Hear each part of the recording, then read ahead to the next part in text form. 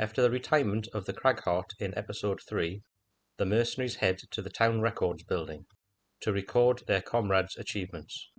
After a phlegmatic farewell with one of the band's most determined mercenaries, you find yourself wondering if others may have shaped Gloomhaven's future, only to leave the city. You have heard of a town records building in the Coin District, but never visited. Deciding that it would be the best place to satiate your curiosity, you make your way to the large circular structure in the heart of the district.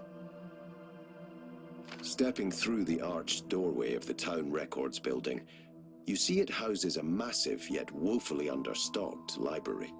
A sinking feeling takes hold of your gut as you take in the barren shelves. You don't want the memory of your departed colleague to die with you inside one of Gloomhaven's dungeons.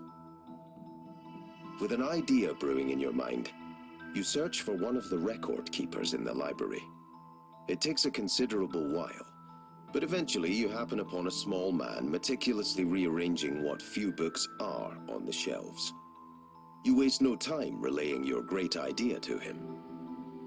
So, you want to start some sort of record of all the mercenaries who've moved on from Gloomhaven? The short, bearded man asks with a scowl. Sounds a little arrogant to me, but I'm sure I've got a spare record book somewhere in the stacks. He puts down his pen into the spine of the book he was inking, and steps out from behind the counter at the front of the town records building. I'll be back in a bit. Don't steal anything. He gets in one more good scowl before turning and walking towards the back of the building, nearly tripping on his overly long robe multiple times. As he slips behind one of the many shelves of books, your attention shifts to the building itself.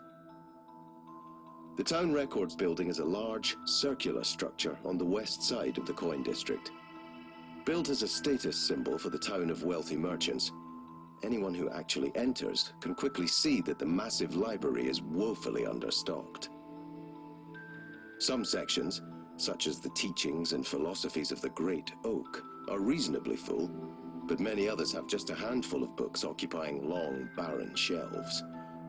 Perhaps this was why some of your merchant friends were so adamant about you taking a trip to the town records building in the first place. Recording your party's exploits creates more content to fill these empty halls. With this in mind, your thoughts turn to the open book directly in front of you, the one the clerk was working on. There are two texts on the counter, and it looks as if the clerk was in the process of transcribing the writing of one into the other. Looking more closely, however, you notice the titles are different. The complete book is titled The Rise of Human Civilization, while the other is titled The History of Gloomhaven by Dominic Scrim. Intrigued, you begin to read what he was writing. At some point thousands of years ago, humans stopped hiding in caves and began to form societies out in the open, erecting modest farming villages that eventually grew into the massive, sprawling cities we see today. Living out in the open was never easy, though. There were wars, both amongst themselves and with other races, such as the Valraths to the south. More troubling, however, were the constant raids from the more barbaric races of the world. Inox and Vermling tribes, who had no concept of peace and wanted only to kill and destroy. Walls were always necessary, as were the armed men who guarded those walls. For this reason, the civilization of man grew and developed under a militaristic rule. Those skilled in warfare held the highest positions in society and governed from a perspective of keeping their charges safe from outside attacks. While this regime of strength kept the human race alive and functioning, it did stagnate the growth of other cultural facets of society. What the civilization lacked in culture, though, it made up for with rapid expansion and settlements spreading out from the north to every corner of the continent. This created a strong foothold to ensure that humans would continue to prosper and never again have to go back to hiding in caves. Best to start at the beginning, eh? Dominic now stands before you with a small amount of leather-bound parchment. I found this in the back. It should do well for your purposes. but I see you've found something as well. He shifts his feet a bit and hands you the parchment. Most people see Gloomhaven as some backwoods caravan stop, he says, in an accusatory tone. A necessary evil in the middle of a deadly wilderness. But I disagree. I love Gloomhaven, and I believe its history needs to be documented. I think this town plays a far more important role in the history of this continent than anyone realizes, and I'm going to prove it. Dominic flashes a brief nervous smile, and then grabs up the 2 books on the counter. But it's not finished yet, not by a long shot. Come back later, and I might have more history to share.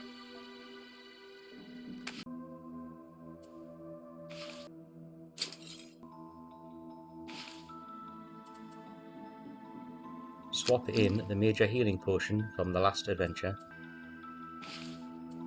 The weighted net is for ranged attacks. We don't have many of them as a brute. We'll probably just sell this to the merchant. We've gained an additional perk from completing battle goals. Power. We'll add another 2 + 1 cards. We are now also level 4. There are 2 new level 4 cards. Unstoppable Charge. Attack 5, 1 experience point. Move 4, stun, target all adjacent enemies. Lost card. Devastating Hack. Attack 8, 3 experience points. Lost card. And a loot 1. Devastating Hack is an upgrade of Overwhelming Assault, which currently isn't in our active hand. I'll choose Unstoppable Charge. I found I haven't been able to take advantage of Balanced Measure, so I'll swap it out for Unstoppable Charge. And another perk for leveling up. I'll add the last power, add another 2 + 1 cards. That's the last of the plain damage modifiers taken. The brute can't remove the -2 or the last 2 -1 cards. As you can see, I'll mainly be drawing 0s and +1s. The Scoundrel also gained a major healing potion. I don't want to lose the stamina potion, so I think I'll swap out the Curious Gear, which disarms all traps within 2 hexes. We have also reached level 4. Flurry of Blades. Attack 2, range 3, 3 targets, 1 experience point. Move 4, gain advantage on all your attacks this round. Gruesome Advantage. Attack 3, plus another 3 when the target is adjacent to any of your allies, and another 3 if the target is adjacent to none of its allies. A lost card, and a move 7 on the bottom. This is a direct upgrade from Backstab. Flurry of Blades is an upgrade to Throwing Knives. Although I use Throwing Knives more than I use Backstab, there will be a time when I need to do high damage to a single target. I choose Gruesome Advantage, and it's an easy straight swap for Backstab. My level up perk, I'll go for Focus. Replace my last -1 card with a +1. I have now removed all the negative cards. Now to hire a new mercenary to replace the Cragheart. The Elementalist, also known as Triforce. Elementalists are particularly skilled Savvas who have gained mastery of multiple elements. They are respected above others and can wield powerful magic. A complicated class with a lot of complicated abilities, the Elementalist generates and consumes elements at an alarming rate. They work well with other magic users, but if the lone element user in a team, they can be underpowered. Best equip them with a way to generate elements if possible. Starting ability cards. Health 6. Ability cards 13. I'm assuming that's 10 level 1s and 3 X's to swap out. Starting perks 1, due to the retirement of 1 previous character. Difficulty very high.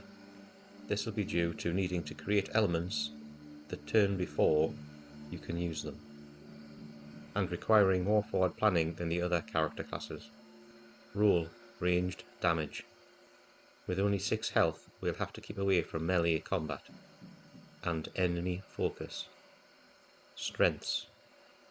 Abilities have a wide array of options. Very effective at range. Great at infusing elements. Weaknesses. Weak with no other element infusers. Can have turns where not much is possible. Reading his ability cards can cause migraines.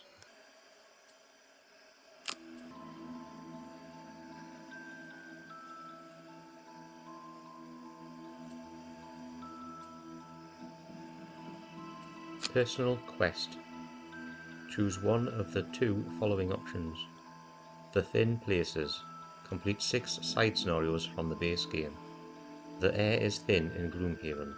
Well, not the air exactly, but whatever is behind the air. Like there is something on the other side pressing and scratching to get out. This troubles you greatly.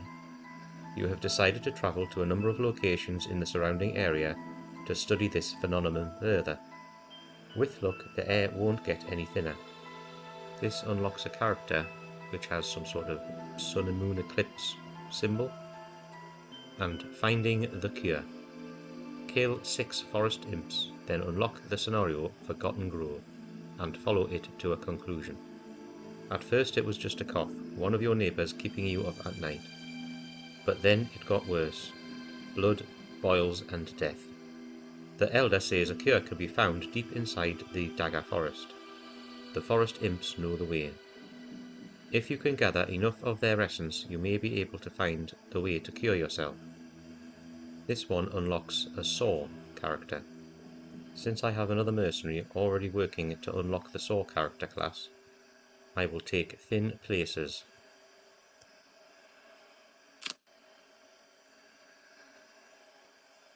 I'll start with the bonus retirement perk, and I see there is no Ignore Negative Scenario Effects perk.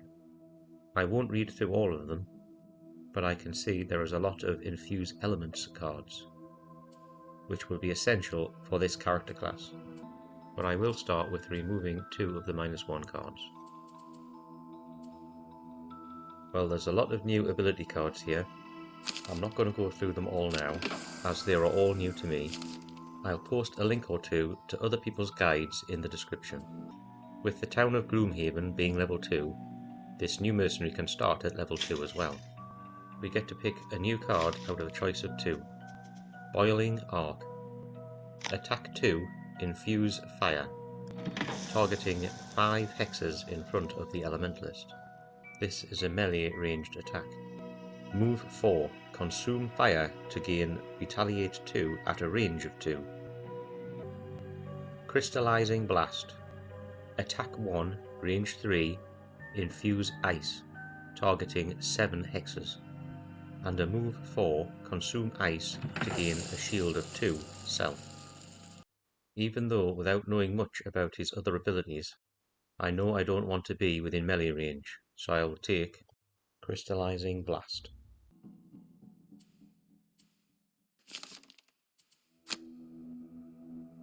For the Level Up perk, I will take Consistency for a second time to remove another 2 -1 cards.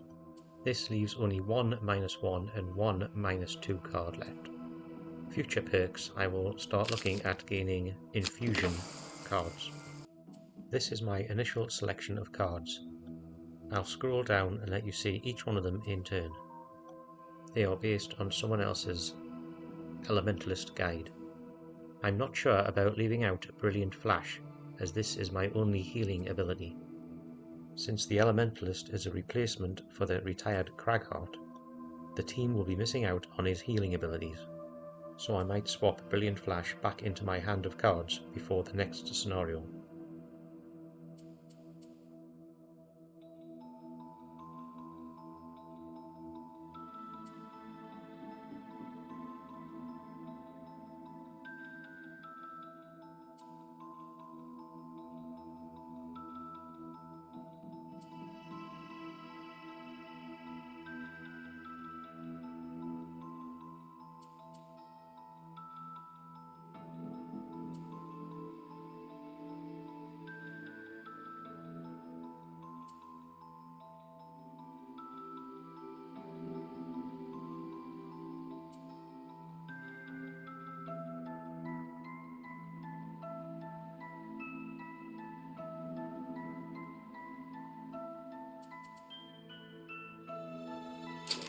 with the Elementalist's starting gold of 45 gold for level 2, I have purchased him the Cloak of Invisibility and a minor mana potion for infusing an element.